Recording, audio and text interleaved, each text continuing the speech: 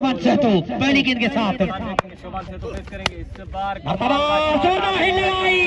शानदार शॉट शोभन सहतो का बगैर किसी नुकसान के मर्तबा भी जोरदार हिट लगाई और शानदार शॉट गेंद बाउंड्री लाइन पार कर गई 4 रन के लिए। गेंद करेंगे शोभन सहतो को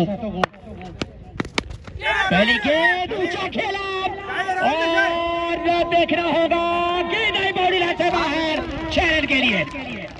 शोभन सहतो दूसरे ओवर में गेंद करेंगे शोभन को और खराब गेंद कट कर दिया 4 रन।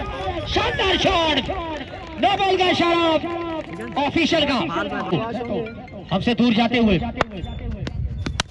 मर्तबा फुल टॉस जोरदार हिट लगाई शानदार शॉट शोभन सहतो का और गेंद गई बाउंड्री लाइन से बाहर 6 रन के लिए। एक बार फिर एहसन शोभन को खराब गेंद खूबसूरती के साथ निकाला शानदार शॉट और ये जोरा जोरी है शोभन सहतो की। जाए हना बल्लेबाजी इस ओवर में और टीम का स्कोर जा पहुंचा।